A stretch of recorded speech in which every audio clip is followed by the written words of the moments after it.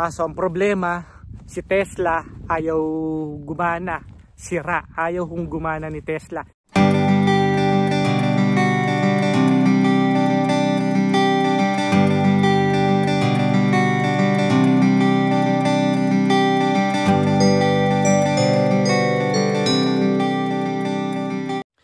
Magandang araw mga kapanyero. Ito na naman tayo sa farm. Talagang ito na ang hudyat na tapos na ang summer. Bakit po? Ito yung mga paligid ko. Talagang naglalagas na, dilaw na ang mga puno rito. Wala ka nang makikitang green. Yan, puro ayan ho, paligid, puro dilaw na. Ito na ang simula na. Saka nung dumating ako kaninang umaga rito, kanina is talagang meron ng yelo sa mga damo rito. Ang problema, ang tataas ng damo dito sa farm is talagang kailangang bago sana mag-snow is makapag-mower pa ng isa dito. Malamig na rito. Kahit na matindi ang sikat ng araw, pero yung simoy ng hangin, iba na. Talagang malamig na. Yan, nakita nyo naman po, masyado nang mataas yung mga damo dito sa farm na dapat bago mag-snow is makapag-mower man lang sana ng isang beses pa. Kaso ang problema, si Tesla ayaw gumana. Sira, ayaw kong gumana ni Tesla. Si Tesla nga ho pala yung ginagamit naming mower dito na talaga namang 3 taon na siya yung talagang naglinis dito. Bali 5 taon na to, 3 taon ko siyang nagamit. Dahil nga nung mga unang taon is talagang hindi ako bumili ng bagong mower. Bumili lang ako ng second hand na mower, riding mower na tinawag namin, pinangalanan naming Tesla. Dahil nga kakarag-karag, pupugak-pugak na bawat gamit kailangang i-repair, kailangan buksan yung karburador, linisin, ganon. Ginamit ko po siya ng 3 taon. Yan, si Tesla, pero sa ngayon is ayaw na talagang gumana. Talagang bumigay na, tumirik na si Tesla. Yan, puntahan natin si Tesla. Yan mga kapanyero, ito ayaw gumana ng ating mower. Ayaw na siyang mag-start. May baterya naman, may gasolina, nilinis ko karburador. Talagang ayaw na siyang gumana. Na maalam na. Bali nabili namin to na second hand. Talagang magkano bili namin dito? Parang $200 lang. Pero siya, patay talaga siya. So nilinis lang, ni-repair. Shoutout nga pala kay Daniel Butag. Yan. Siya yung gumawa nito noon. Kasama ko rin siyang bumili nito na halagang 200. Talagang pinagtiyagaan. Ayaw umandar. Tatawagan ko pa si Daniel. Ano gagawin ko para umandar to? Ganon. Dahil nga, nung mga panahon na yon is hindi ako makabili ng bago. Dahil nga ang mahal. Diba? Walang budget talaga noon. Wala akong pera na para ibili ng mga ganon. So nagsimula lang talaga ako rito sa mababa. Talagang puro second hand, puro marketplace lang ang kinukuhanan namin noon. Nakita namin to sa marketplace. Tumatakbo siya pero talagang kakarag-karag. Talagang kahit anong gawin ko, wala. Ayaw na, tirik na. Tinawagan ko na rin si Daniel dito. Parang adjourn, parang sabi niya, bayang magiliw na. Kung anong bilis ng Tesla, siyang bagal din naman kasi nito. Parang gano'n ang nangyari sa pangalan nito. Tapos kakarag-karag talagang, pero umabot ng 3 taon na pagsasama namin ito. At siya rin talaga ang unang naghawa nito eh.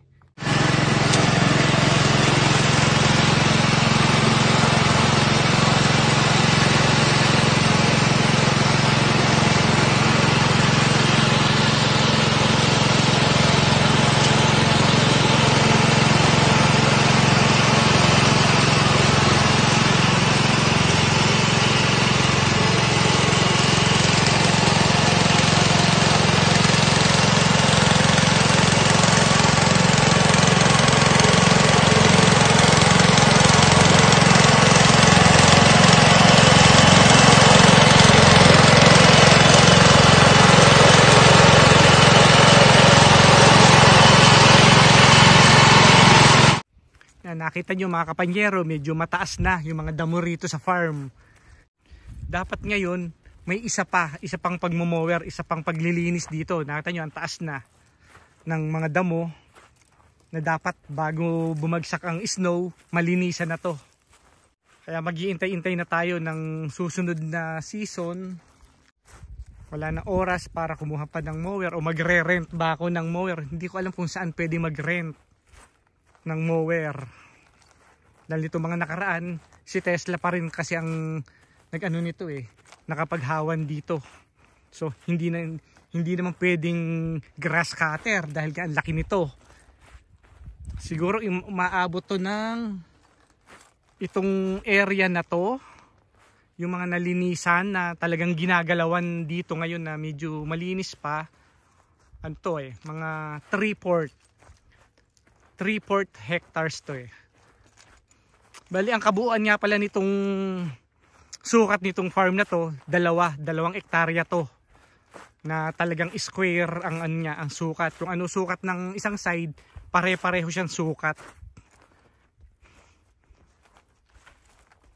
Pero ngayon, itong mga matataas na damo na to is bali hindi ko na kayang linisin, hindi na mapasok ni Tesla. Kaya hanggang dito lang talaga. Bali nung unang-unang gamit namin ni Tesla, talagang tumirik siya. Hindi na siya umandar hanggang sa mag-repair ulit, umandar ulit, ganon. So itong mga matataas na damo na to, part pa rin to ng farm, pero hindi makayang pasukin ng mower.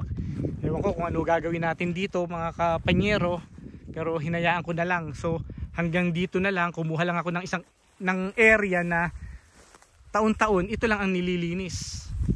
Yan. Dahil nga ang laki, ang hirap linisin din. Hindi biro-biro ang magkaroon din ng farm. Yung oras nyo, yung pagod nyo, kailangan nyo talagang magbigay ng oras. So magliligpit na tayo. So ang mga gagawin na natin is magtatanggal na tayo ng mga solar dito, na mga ilaw, kasi talagang winter na.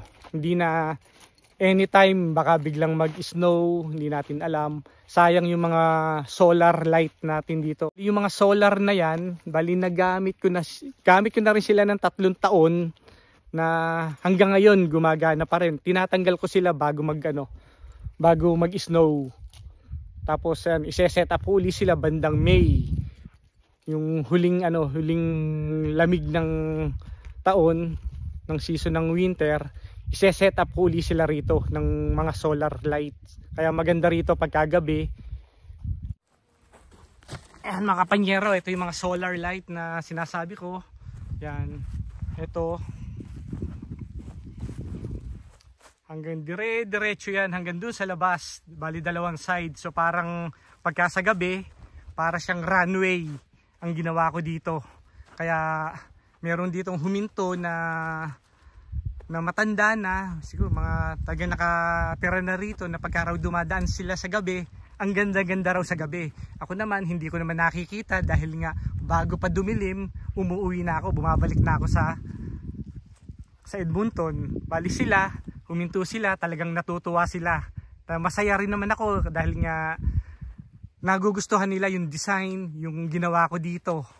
Talagang natutuwa ako na huminto pa sila, na talagang ang ganda-ganda raw sa gabi. Dahil nga sa mga solar light na to. Dahil noon, yung dating may-ari, siyempre, ang gusto na lang noon, mabenta. So napabayaan, mataas ang damo, hindi na nila naasikaso. So nung dumating nga ako dito, na-i-develop ko to, yun. Kaya masayang-masaya sila, natutuwa sila na talagang sinabi nila na ang ganda raw nito sa gabi. Kaya ngayon, aalisin ko na to dahil nga magwi-winter na. Ito yung mga solar. Yan, mga solar na yan. Para magamit uli natin sa susunod na taon. Dahil pag ito na natabunan ng snow, baka hindi na uli umilaw, sayang. Bali itong solar na to, 2nd taon to Pangalawang taon ko na i-set up to. Kaya sayang. Tapos yung mga paligid rin ng bakod, may mga nakasabit din yung solar. Kaya yung square type na to is makikita mo sa gabi, talagang may ilaw. Kaya ang ganda raw. Kaya natutuwa ako, talagang na-appreciate nila yung ginagawa ko rito. Para mga kapanyero, magligpit muna tayo. Yan mga kapanyero. Yan. Ito, iwan na natin yung pinaka-stand niya para sa 1 taon, nandyan pa rin. Para alam ko kung saan uli ibabalik.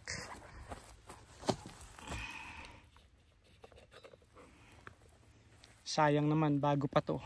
Pangalawang taon pa lang, umabot man lang 5 taon. Ito nga pala, nabili ko to sa sa Costco. Nabili ko to.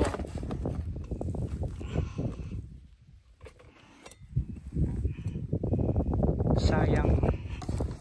Tapos mamaya maglalakad tayo dito sa mga bakod kasi nga may mga nakasabit na solar dyan. Ayaw.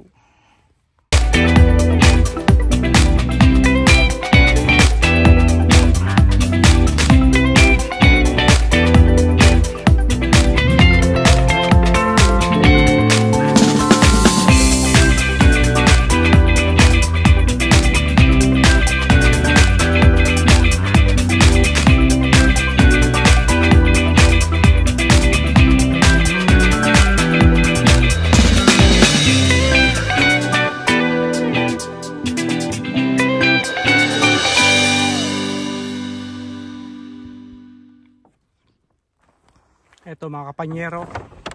Yan mga kapanyero, ito. Lalaki na rin naman yung puno natin na una mga inilagay.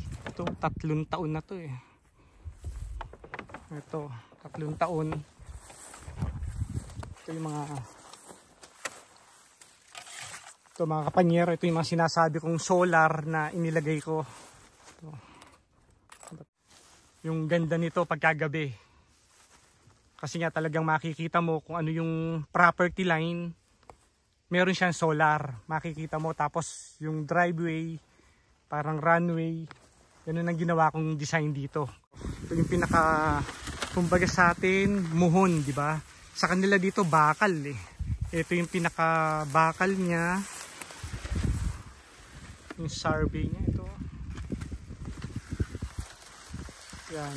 Tapos meron siyang gate dito.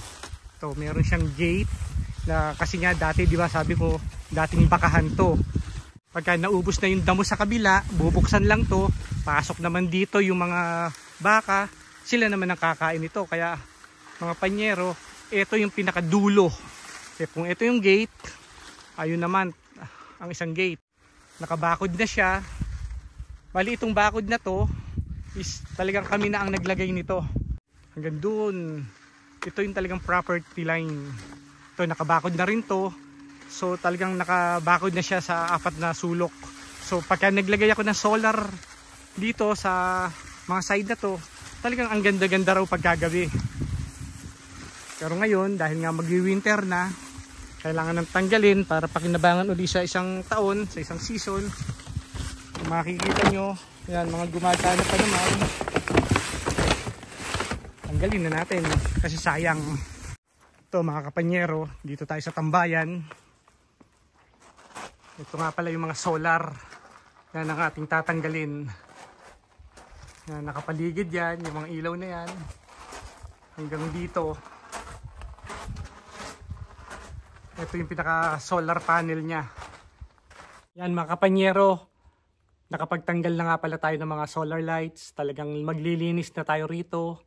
Hindi ko rin alam kung makakabalik pa next week dahil nga may mga nagbigay ng picnic table. So kailangang may konting repair doon. Kailangan nating lihahin, sa sander, pipinturahan bago dalhin dito. Lahat ng materialis na dinadala ko rito, lahat nire-repair ko. Ginagawa ko muna sa Edmonton para pagdating dito, assemble lang ng assemble, lagay lang ng lagay dito. So nandoon may 2 picnic table pa na i-repair ko next week. Tignan ko baka hindi na makabalik rito. Baka pagbalik ko rito, i-deliver naman natin dito yung 2 picnic table na na may nagbigay. Yan. Ang mga nagbigay na yan ay si Paring Pip. Yan, maraming salamat. Nakuha ko na yan mga nakaraang linggo pa, pero hindi ko napagtuunan ng pansin dahil nga may mga pinagbisihan. Meron ding mga nagbigay ng mga upuan.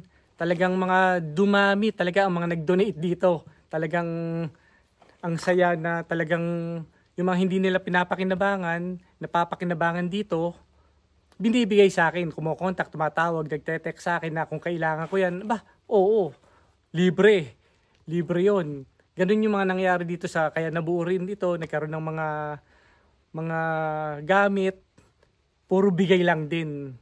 Mga hindi na nila pinapakinabangan, alam kong papakinabangan dito, kasi sayang din dahil wala naman nakatira dito, tuwing summer lang talaga pwedeng pakinabangan. Kaya ngayon, mayroon tayong gagawin next week, yung mga picnic table. Yan.